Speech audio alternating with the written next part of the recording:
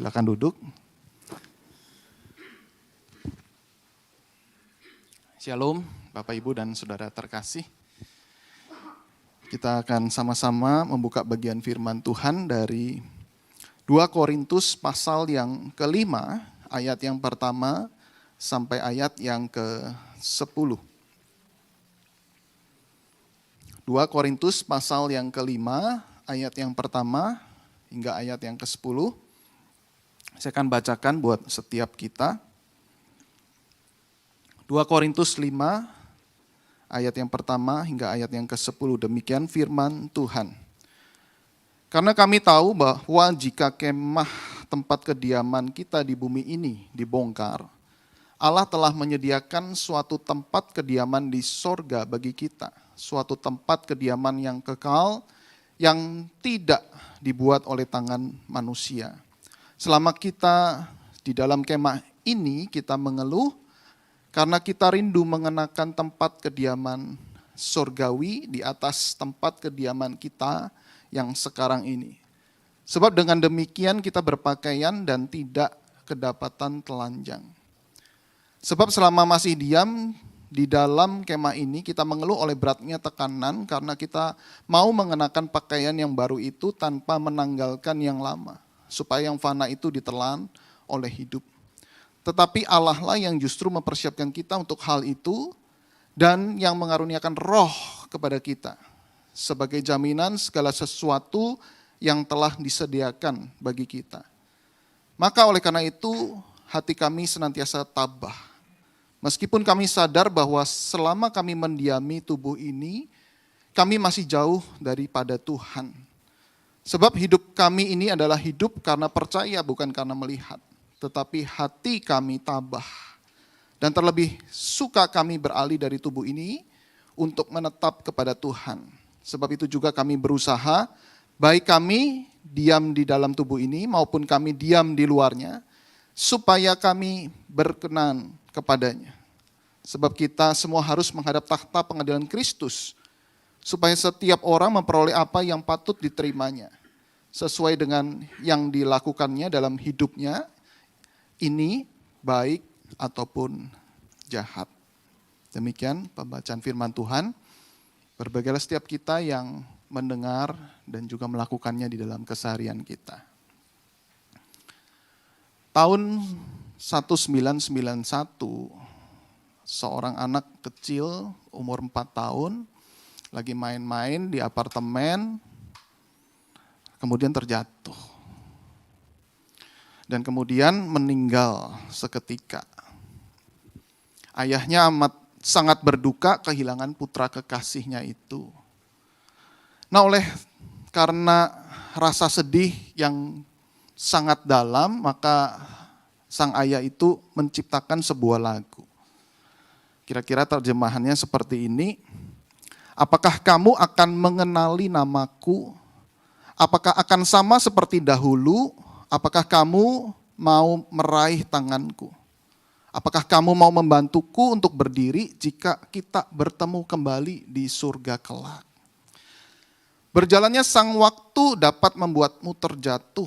Waktu bisa menekuk lututmu, waktu juga bisa menghancurkan hatimu. Tetapi aku harus kuat. Kan kutemukan jalan melewati siang malamku. Karena ku tahu ku masih belum bisa tinggal di sana, di surga itu. Di balik satu pintu itu ku yakin ada satu kedamaian sejati. Dan aku tahu bahwa akan tiba waktunya nanti. Tidak ada lagi air mata di surga. Eric Clapton menciptakan lagu Tears in Heaven. Saudara mungkin pernah dengar lagu ini, ya. Nah, lagu ini diciptakan untuk mengenang anaknya, Connor, ya, yang meninggal dalam usia yang sangat muda, jatuh dari ketinggian apartemen yang kemudian membekas, membuat hidupnya sangat berduka sekian lama. Nah, kemudian ketika Eric diwawancara, saudara, dia berkata begini, kenapa saya menciptakan lagu ini? Karena dengan lagu ini hidup saya menjadi tenang ketika mengingat peristiwa 2 tahun yang lalu.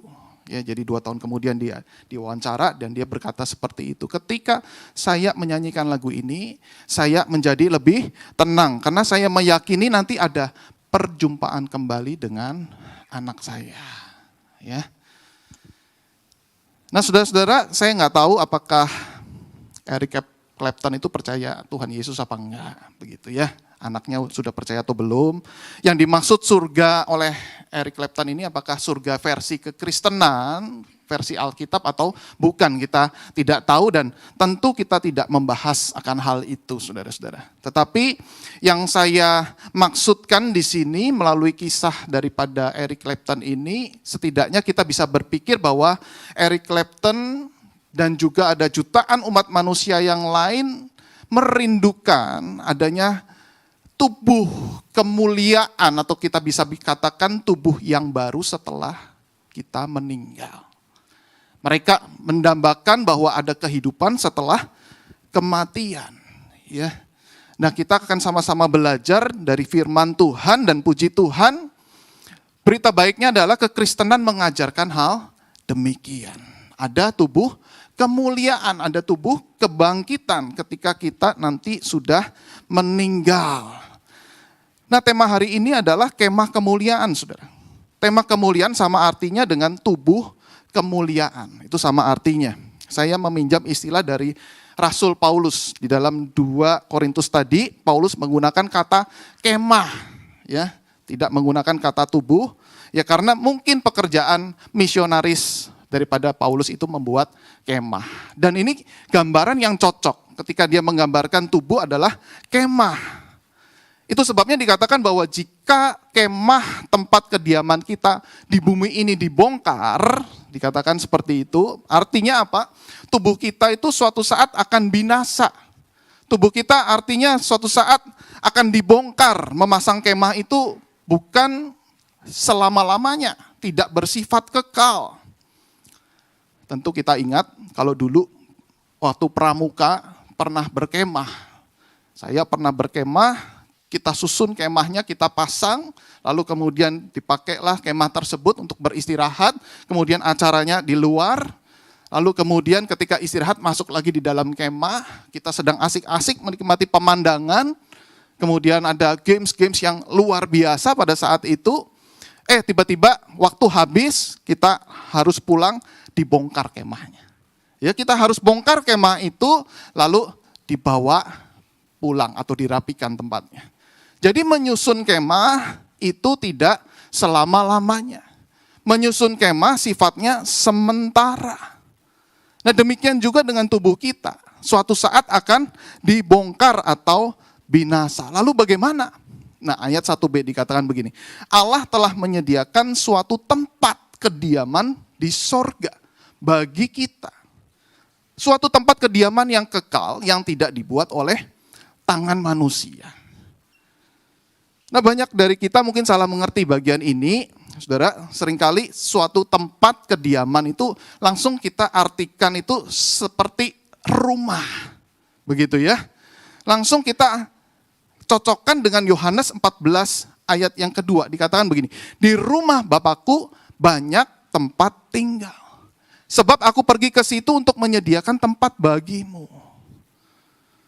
Nah, saudara, tentu di sana juga ada tempat tinggal, tetapi yang Rasul Paulus maksudkan di sini sebuah tempat kediaman itu bukanlah tempat tinggal dalam arti untuk tempat kita istirahat dan sebagainya, bukan. Tetapi yang dimaksudkan oleh Rasul Paulus ini adalah tempat kediaman bagi jiwa kita. Tempat kediaman bagi jiwa kita yaitu tubuh. Tubuh adalah tempat kediaman bagi jiwa. Tuhan menciptakan tubuh bagi saudara dan saya adalah rumah bagi jiwa. Jadi jiwa kita nanti tidak melayang-layang di surga. Dia menggunakan pakaian katanya begitu ya. Nah, ini yang disebut adalah tubuh. Oleh sebab itu dikatakan di ayat yang ketiga, sebab dengan demikian kita berpakaian dan tidak kedapatan telanjang. Nah jadi cocoklah apa yang dikatakan oleh Rasul Paulus, kalau dikatakan tadi kemah itu adalah tubuh, berarti nanti tempat kediaman itu di sana juga adalah tubuh kemuliaan. Di mana nanti jiwa kita itu ada tempatnya, ada pakaiannya. Nah mungkin ada yang bertanya seperti apa ya ciri-cirinya. Nah suatu tubuh tentunya yang kualitasnya sama seperti Kristus. Kita lihat di 1 Korintus 15 ayat 48. Makhluk-makhluk alamiah sama dengan dia. Dia di sini adalah Adam. Yang berasal dari debu, tanah, dan makhluk-makhluk surgawi sama dengan dia. Yang berasal dari surga. Ya artinya apa? Tubuh jasmani kita sama dengan Adam yang sudah berbuat dosa, yang berasal dari debu dan tanah dan kemudian akan binasa. Tetapi nanti ya ada tubuh rohani, yaitu tubuh yang sama dengan dia yang berasal dari surga. Dia di sini adalah Yesus Kristus. Ya. Lalu kemudian dikatakan suatu tubuh yang tidak perlu makan dan minum. Artinya apa? Artinya ketika kita perlu makan, suatu saat kita nggak makan, kita akan meninggal. Betul tidak? Artinya kita tidak menjadi tidak kekal sifatnya. Kalau kita bisa binasa lagi. 1 Korintus pasal 15 ayat 50 dikatakan, saudara-saudara inilah yang hendak kukatakan kepadamu. Yaitu bahwa daging dan darah tidak mendapatkan bagian dari kerajaan Allah. Maksudnya apa? Ya kita tidak perlu makan dan minum di sana nanti. Bahwa yang binasa tidak mendapatkan bagian apa yang tidak binasa. Makan minuman bisa binasa. Nanti di kerajaan kekal Allah di surga nanti tidak bisa binasa. Loh kalau begitu gimana? Tubuh kita kalau tidak perlu makan dan minum. Nah ini tubuhnya sangat kuat saudara ya. Tubuh itu tidak dipengaruhi oleh sakit penyakit. Tidak ada vaksin di sana. Tidak ada kekhawatiran kena virus di sana. COVID semua nggak ada di sana. Bebas dari penuaan. Setiap hari kita lihat kaca muncul keriput gitu kan ya. Nah di sana tubuh kita tidak lagi ada penuaan di sana ya. Dan kemudian tidak lagi ada pembusukan, bahkan tidak ada kematian. Ini yang digambarkan di Alkitab. Tentu kita mungkin bertanya lebih detail lagi Pak, saya belum ke sana. Begitu ya. Saya belum pernah ke sana, belum ngerti. Dan belum mengalami benar-benar seperti itu. Tetapi Alkitab memberikan ciri-cirinya. Paling tidak kita mendapatkan gambarannya seperti apa. Sehingga di dalam 1 Korintus 15 ayat 52 kita bisa melihat di sini. Dikatakan dalam sekejap mata. Pada waktu bunyi nafiri yang terakhir. Ini maksudnya ketika Yesus datang yang kedua kali. Sebab nafiri akan berbunyi dan orang-orang mati akan dibangkitkan dalam keadaan yang tidak dapat binasa. Dan kita semua akan diubah. Berarti kapan kita mendapatkan tubuh kemuliaan itu? Ketika Yesus datang kali yang kedua. Kita semua di sini akan mendapatkan tubuh kemuliaan itu. Kita akan diubah. Pastikan kita sudah sungguh-sungguh percaya kepada Tuhan Yesus. Kita sungguh-sungguh sudah menerima Dia sebagai Tuhan dan Juru Selamat. Tubuh ini akan binasa, tetapi nanti kita akan mendapatkan tubuh kemuliaan. Kemah kemuliaan yang tidak binasa sampai selama-lamanya. Kalau begitu apa relevansinya bagi kita? Kita yang sudah percaya kepada Tuhan dan masih hidup sampai hari ini. So what gitu loh. Maksudnya apa? Bukankah ini lebih cocok bagi mereka yang sebentar lagi akan meninggalkan dunia ini? Apa relevansinya, saudara, ketika kita mempelajari dari tubuh kebangkitan atau kemuliaan itu? Saudara, implikasi praktis yang pertama, yaitu adalah jika kita percaya tubuh kebangkitan, maka beban hidup di dunia itu terasa ringan. Ini yang pertama yang kita bisa pelajari bersama. Ketika kita percaya ada tubuh kebangkitan atau tubuh kemuliaan nanti, maka hidup di dunia ini lebih terasa ringan. Loh kok bisa demikian? Apakah Tuhan membereskan masalah kita? Bukan. Masalah kita tetap ada. masalah kita tetap banyak, saudara. Tuhan tidak langsung serta-merta menuntaskan, membereskan masalah demi masalah yang kita hadapi, tidak. Tetapi kita bisa berubah cara pandang kita melihat masalah itu. Nah, cara pandang kita yang berubah seperti apa? Saudara, kalau saudara naik pesawat, saudara perhatikan gedung-gedung yang tadinya besar terlihat kecil. Monas yang tadinya menjulang tinggi terlihat jadi kecil. Mungkin saudara yang berlibur, naik pesawat, saudara akan lihat semua akan terlihat kecil. Ini yang Paulus maksudkan. Ketika kita melihat ke atas, tubuh kemuliaan yang ada di atas di sorga sana. Lalu kemudian lihatlah ke bawah di sana. Dunia yang penuh dengan kesementaraan ini semua akan binasa. Tetapi ini sementara. Jangan kita melihat di sini adalah kekal, penderitaan, musibah yang kita alami akan terus-menerus ada. Suatu hari akan berhenti, digantikan dengan kemuliaan yang kekal. Nah, Rasul Paulus di sini di dalam 2 Korintus pasal yang keempat ayat yang terakhir, saudara. Sebelum perikop ini, memberikan cara pandang yang seperti ini. Mari kita lihat, namun kita membacanya terbalik dari 18, 17, 16. Dikatakan di ayat yang ke-18, dikatakan begini. Sebab kami tidak memperhatikan yang kelihatan, melainkan yang tidak kelihatan. Karena yang kelihatan adalah sementara. Sedangkan yang tak kelihatan adalah kekal. Yang tidak kelihatan ada di atas, di sana. Jadi Rasul Paulus mengajak jemaat di Korintus itu, lihat di sana, lihat di sana. Lalu kemudian apa dampaknya? Ayat 17 dikatakan, sebab penderitaan ringan yang sekarang ini mengerjakan bagi kami kemuliaan kekal yang melebihi segala-galanya. Jauh lebih besar daripada penderitaan kami. Dampaknya adalah ketika Rasul Paulus dari atas melihat ke bawah, penderitaan kami ringan. Saudara, bukankah penderitaan daripada Rasul Paulus itu demikian berat? Tetapi mengapa Paulus bisa berkata bahwa ini ringan? Kenapa? Karena dia melihat ada kemuliaan kekal di atas yang sangat luar biasa. Ketika dia melihat ada kemuliaan kekal yang luar biasa, dia melihat ke bawah, ini ringan, tidak sebanding dengan yang di atas sana. Kemuliaan sangat luar biasa. Kemudian dampak berikutnya, di ayat 16 dikatakan begini. Sebab itu kami tidak tawar hati. Wah, luar biasa, saudara. Sebab itulah kami tidak tawar hati meskipun manusia lahiriah kami semakin merosot, manusia batiniah kami semakin diperbarui sehari demi sehari. Nah, tawar hati atau tidak tawar hati di sini kata yang sama di ayat yang ke-6 itu dikatakan oleh sebab itu kami senantiasa tabah. Sama katanya. Atau maknanya, tabah artinya adalah hati yang kuat. Hati yang kuat, yang betul-betul tidak tawar. Hati yang kuat tetap berharap kepada pengharapan yang ada di atas sana. Hati yang kuat mengharapkan bahwa nanti kemuliaan kekal itu betul-betul mengubah segala-galanya. Ini hati yang kuat atau dikatakan tabah.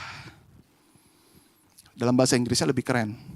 Confident. Nah, saudara, kalau ngelihat orang yang confident, kelihatannya gimana, saudara? Hidup tanpa beban, betul tidak? Dia akan tetap tersenyum meskipun ada segudang masalah di dalam pikiran dan di dalam hatinya. Tetapi begitu dia ketemu dengan kita, wah ini confident banget. Seolah-olah kita melihat dia kok enak banget sih hidupnya tanpa beban. Jadi orang yang confident itu belum tentu hidupnya tidak ada beban. Banyak masalah, tapi dia bisa mengendalikan masalah itu. Dia bisa menghandle masalahnya satu persatu. Sehingga apa? Sehingga ketika orang lihat sepertinya hidupnya tanpa masalah. Berapa waktu yang lalu saya ketemu dengan teman bersama keluarganya. Sejak dari pandemi 2 tahun yang lalu, teman kami ini konsisten tidak keluar rumah. Ya, konsisten tidak keluar rumah, luar biasa, jaga protokolnya ketat banget. karena dia tahu ada penyakit begitu ya, ada asma dan sebagainya, masalah pernafasan. Jadi dia benar-benar jaga ketat luar biasa. Anak-anak sekolah di rumah, belanja online, kerja di rumah, semua di rumah benar-benar sangat ketat sekali. Dan baru kemarin minggu yang lalu itu ketemu dengan kami, baru ketemu dengan orang itu ya kami, ya saudara ya. Jadi sebelumnya itu nggak pernah ketemu sama siapa, dia jaga ketat, benar-benar 2 tahun konsisten saudara. Mungkin kalau kita udah nggak tahan begitu ya. Tetapi ini luar biasa, dia jaga ketat dengan protokol yang sangat ketat. Nah kemudian saya tanya, begitu kan kita ngobrol-ngobrol, kenapa? Karena ada sakit, terus kemudian badan juga udah buat ngepel, buat nyapu, sudah ngos-ngosan, nanti kalau kena bagaimana dan sebagainya, khawatirnya banyak sekali. Tapi kita mau sampai kapan kita begini terus? Sampai kapan kita mau begini terus? Akhirnya kami memberanikan dirilah, ya ketemu dengan teman yang sama-sama ketat juga jaga protokolnya, ya udah kami berani gitu ya. Waduh luar biasa, puji Tuhan gitu kan. Nah kemudian setelah ketemu ngobrol-ngobrol mulai tersenyum. Sebelumnya parno sekali begitu ya. Lalu kemudian ketika kami ketemu mulai tersenyum, anak-anaknya juga mulai ceria begitu ya. Tadinya anaknya pun pakainya masker ketat sekali, harus double, terus kemudian mulai dilepas. Ya. Lalu kemudian ketika ngobrol-ngobrol, dia berkata bahwa ya thank you sudah dikasih waktu untuk kita bisa ngobrol sama-sama. Nanti kita pergi lagi ya, yang kedua. Saudara ya, jadi habis ketemuan yang pertama, pergi yang kedua kali.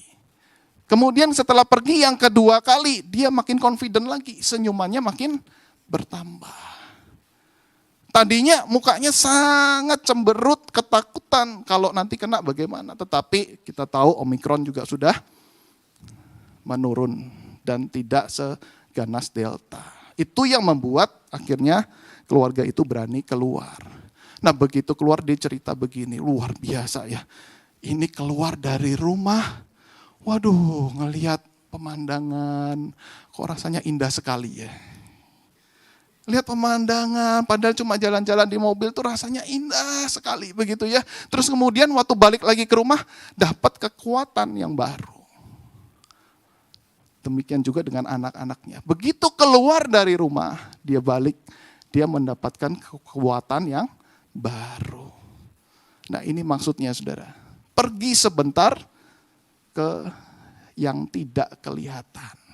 Meskipun kita tidak bisa ke sana. Coba kita mengarahkan hati dan pikiran kita, kemudian lihat di sini yang sementara. Pasti penderitaan kita lebih ringan terasanya. Ya, meskipun masalah tetap ada. Implikasi praktis yang kedua, saudara. Kenapa doktrin tubuh kebangkitan ini penting? Yang kedua adalah supaya hidup kita tidak dualisme, namun otentik. Nah, saudara, untuk memahami bagian ini kita perlu memahami terlebih dulu konteksnya. Yang dimaksud dengan dualisme apa? Pada saat itu jemaat di Korintus itu sedang teracuni oleh paham dualisme, saudara. Kalau kekristenan mengajarkan tubuh adalah tempat kediaman atau rumah bagi jiwa. Nah, dualisme tidak percayakan hal itu.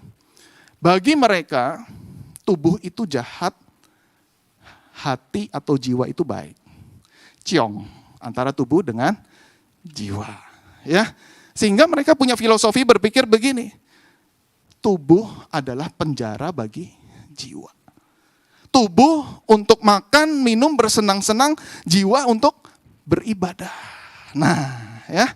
Lalu kemudian tubuh itu duniawi, jiwa itu rohani. Tubuh itu jahat, jiwa itu baik. Pokoknya ciong, semuanya beda sama sekali. Hari Minggu itu harinya Tuhan. Jadi orang Kristen kayak malaikat, tapi Senin sampai Sabtu keluar tanduk dan taringnya. Ya. Nah ini hidup yang dualisme. Suatu kali ketemu sama teman SMA, dia kaget saya jadi pendeta. Lalu lebih kaget saya menikah dan punya 2 anak. Dia mungkin belum terlalu ngerti tentang kekristenan, tapi paling tidak dia berkata begini, oh Jadi kalau udah jadi pendeta bisa menikah dan punya anak ya. Maksud lu kirain udah gak ada nafsu seksual lagi katanya seperti itu. Jadi bicara soal seks itu adalah duniawi. Bicara soal uang, duniawi. Bicara pelayanan, rohani. Nah itu dualisme saudara. Ketika kita bicara ayo cari cuan, cari uang, duniawi. Berikan persembahan, jadi rohani. Wah ini hati-hati sekali karena apa? Ini dualisme yang terjadi di Korintus pada saat itu yang sampai saat ini masih berpengaruh, masih terasa pengaruhnya. Nah karena itu saudara, bagi mereka ketika mati jiwa itu akan pergi ke surga, tubuhnya akan binasa. Dan mereka tidak mau percaya ada kebangkitan tubuh. Kenapa? Karena begitu udah ciong, terus ketemu dengan tubuh lagi di hari kematiannya, ketemu lagi dong dengan tubuhnya. Nah maka mereka tidak percaya dengan kebangkitan tubuh. Itu yang Paulus maksudkan. Kenapa harus percaya ada kebangkitan tubuh? Karena memang harus di dalam dunia ini diselaraskan. Kita tahu roh penurut daging itu lemah. Tetapi bukan berarti dipisahkan seperti itu. Oleh karena itu di ayat 9 dikatakan begini. Sebab itu kami berusaha baik kami diam dalam tubuh ini maupun kami diam di luarnya. Supaya kami berkenan kepadanya. Kalau tadi poin yang pertama kata kuncinya adalah tabah. Tetapi poin yang kedua ini kata kuncinya adalah berkenan. Nah berkenan berarti menyenangkan dia. Berkenan berarti apa yang kita lakukan tubuh dan jiwa itu menjadi satu. Bukan terpecah. Apa yang kita lakukan di dalam pikiran dan hati kita itu berdampak pada tubuh. Itu berkenan sama menyenangkan Tuhan. Karena apa? Karena tubuh adalah cerminan bagi jiwa. Tubuh bukan penjara bagi jiwa, tapi tubuh adalah rumah bagi jiwa dan juga cermin bagi jiwa. Inilah iman yang otentik. Kalau tidak demikian namanya kita terjadi disonansi kognitif. Itu bahasa kerennya. Apa-apa yang ada di dalam pengetahuan dan hati kita, waktu kita lakukan dari tubuh kita, berbeda 180 derajat. Sampai orang berkata, itu benar orang Kristen seperti itu. Pengetahuan teologinya banyak, tetapi yang dilakukan tidak sinkron. Itu yang dinamakan dengan disonansi kognitif. Nah oleh karena itu bagaimana supaya hidup kita tidak dualisme. Dan kita bisa berkenan dan menyenangkan Tuhan. Pakai tubuh kita untuk memuliakan Dia. Ini solusi yang ditawarkan oleh Rasul Paulus. Tidak ada jalan lain. Karena tubuh adalah cerminan bagi jiwa, pakai tubuh kita memuliakan Tuhan. 1 Korintus 6 ayat 19 dikatakan gini. Atau tidak tahukah kamu bahwa tubuhmu adalah bait Roh Kudus yang diam di dalam kamu? Bayangkan tadi rumah bagi jiwa, sekarang dikatakan bait Roh Kudus. Berarti jiwa kita dipenuhi dengan Roh Kudus. Karena itu muliakanlah Allah dengan tubuhmu. Ya. Kenapa nggak pakai kata hati? Nah tadi kejebak lagi. Kalau hati kesannya rohani, betul tidak? Nah sengaja Rasul Paulus pakai kata tubuh. Seolah-olah sepertinya duniawi. Seperti saya ngomong, muliakan Allah dengan kehidupan seksualmu. Wah, dengar kata seksual nih rasanya kok bukan duniawi. Bukan rohani tetapi duniawi. Tapi justru itu yang harusnya kita lakukan untuk memuliakan Tuhan. Makan, minum, memuliakan Tuhan. Suatu kali ketika retreat, saya terkesan dengan seorang pendeta berdoa sebelum makan. Makanannya enak sekali, saudara. Babi panggang pasti ada. Ya. Dan yang lain-lainnya, ya saya sebut yang paling enak dulu ya, babi panggang. Wah enak banget ya wanginya, lapar kan, ya kan? Nah pendeta itu berdoanya begini. Tuhan sebentar lagi kami mau menyantap babi panggang yang nikmat. Terima kasih Tuhan, ada seekor babi mati membuat kami hidup. 11 ini semua ketawa gitu ya. Doanya kok unik banget ya. Terima kasih ada seekor babi mati supaya kami hidup. Tapi setelah dipikir-pikir, ini doa yang benar dan doa yang rohani. Dia lanjutkan dengan terima kasih untuk pemeliharaanmu Tuhan. Terima kasih untuk kematianmu yang sudah mati menghidupkan rohani kami. Wah saudara, jadi luar biasa sekali. Dia bisa mengkaitkan makan minum untuk memuliakan Tuhan dan mengkaitkan juga Kristus mati supaya rohani kita hidup. Setelah itu kita langsung puji doanya luar biasa. Boksu. Setelah pikir-pikir kita ini hidup sudah menghabiskan berapa ekor babi yang mati. Berapa ekor ayam, berapa ekor bebek, berapa ekor kambing, ya kan? Supaya apa? Kita hidup. Dan ini konsepnya sama. Ada binatang mati buat kita hidup. Ada Kristus anak domba Allah mati supaya kita hidup. Ini yang dinamakan dengan makan minum memuliakan Tuhan. 1 Korintus 10 ayat 31 dikatakan, aku menjawab jika engkau makan atau jika engkau minum atau jika engkau melakukan sesuatu yang lain, lakukanlah semuanya itu untuk kemuliaan Allah. Jadi apakah kita dalam keseharian, saudara, kenapa kita berkata seperti ini? Pertanyaannya tubuh kita itu dilakukan untuk di dalam keseharian kita makan, minum, bekerja, belajar, sekolah dan sebagainya. Apakah kita sungguh-sungguh pakai itu untuk kemuliaan Tuhan? Apakah kita sungguh-sungguh memakai segalanya yang tanda kutip tadi duniawi tadi, kita sungguh-sungguh pakai untuk kemuliaan Tuhan? Ketika kita bekerja cari uang, apakah kita sungguh-sungguh memuliakan Tuhan? Ketika kita tidur, apakah kita sungguh-sungguh memuliakan Tuhan? Persembahkanlah tubuhmu, Rasul Paulus berkata seperti itu. Bukan hatimu, hati terkesan rohani. Ngerti orang Kristen, hati kita memuji Tuhan. Tapi apakah tubuh kita memuji Tuhan? Itu pertanyaannya. Sehingga tidak ada lagi konsep dualisme yang hati ini rohani, yang tubuh ini untuk duniawi. Bukan seperti itu. Tetapi semuanya Tuhan pakai dan Tuhan berkenan di dalam penyembahan kita. Saya senang dengan lagu yang sangat luar biasa. Dan ketika berlibur, apakah kita sungguh-sungguh memuliakan Tuhan? Pemazmur berkata, langit menceritakan kemuliaan Allah. Dan cakrawala memberitakan pekerjaan tangannya.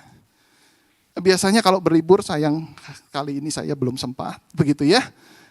Tapi kalau melihat pemandangan, gunung, langit yang biru, wah luar biasa. Hati kita sungguh-sungguh memuji Tuhan. Nah ada banyak yang sekedar berlibur, ya pengen kesini, kesana, eksis di sini, eksis di sana. Tetapi lupa siapa yang menciptakan pemandangan yang indah itu. Bukankah tangan Tuhan yang ajaib? Bukankah tangan Tuhan yang mendesain semuanya? Sehingga pemazmur berkata, langit menceritakan kemuliaan Allah. Dan ini terangkum di dalam sebuah lagu yang berjudul How Great Thou Art.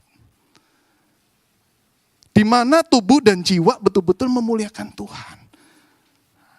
Dikatakan bila kulihat bintang gemerlapang. Dan terdengar bunyi guruh riuh ku dengar. Habis lihat, dengar. Ya Tuhan, aku tak putus heran melihat ciptaanmu yang besar. Maka jiwaku pun memujimu. Wah ini luar biasa saudara.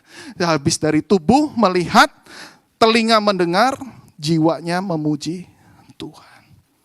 Dan bahkan dilanjutkan di ayat yang kedua atau bait yang kedua, tidak hanya di wahyu umum saudara, tetapi wahyu khusus di mana melihat Tuhan sendiri. Ya Tuhan, apabila ku renungkan pemberianmu dalam penebus, ku tertegun bagiku dicurahkan putramu darahnya kudus. Wah, luar biasa saudara. Bahkan di bait yang ketiga saudara, betul-betul diarahkan ke kekekalan.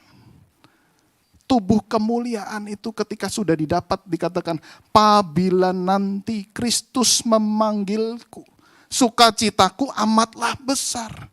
Karena terkabullah yang kurindukan, melihat dikau Tuhanku akbar. Dengan tubuh kemuliaan bisa melihat Tuhan. Kalau nggak ada tubuhnya bagaimana mau melihat? Ada tubuhnya. Bisa melihat Tuhanku akbar. Wah, ini sungguh luar biasa, saudara. Referennya berkata, maka jiwaku pun memujimu. Itu artinya apa? Artinya kita harus sungguh-sungguh memakai tubuh dan jiwa kita untuk memuliakan nama Tuhan. Dan itulah sebabnya di bagian terakhir Paulus berkata begini. Kenapa itu sangat ditekankan? Tetapi Allah lah yang justru mempersiapkan kita untuk hal itu. Dan yang mengaruniakan roh kepada kita sebagai jaminan segala sesuatu yang telah disediakan bagi kita. Perhatikan, Allah lah yang mempersiapkan. Kesannya kita seperti dipaksa seperti ini, bukan. Karena Allah yang terlebih dulu mempersiapkan kita. Mungkin Bapak Ibu bertanya, mempersiapkannya seperti apa sih? Oh, dia turun ke dunia menggunakan tubuh, saudara. Oleh karena itu Allah berinkarnasi menjadi manusia, menggunakan tubuhnya untuk hadir bersama-sama dengan kita, dengan murid-murid, dengan orang-orang berdosa pada saat itu. Kemudian bukan hanya berhenti di situ, dia rela mati, menyerahkan tubuhnya untuk dipaku, mati di atas kayu salib. Dan kemudian dia bangkit pada hari yang ketiga, menggunakan tubuhnya untuk menampakkan diri kepada murid-muridnya. Bayangkan kalau nggak ada tubuhnya, aku ini bangkit, siapa yang percaya?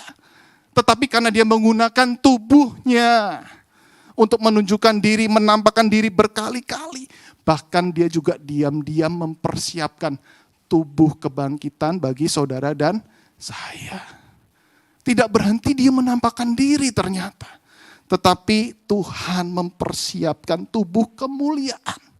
Bukan hanya tempat kediaman, rumah tinggal di surga. Tetapi tubuh tempat jiwa kita berdiam selama-lamanya. Dan bukan berhenti di sini. Dikatakan Roh Kudus menjamin dan memeteraikan. Oh, saudara, betapa luar biasanya apa yang Allah perbuat bagi kita.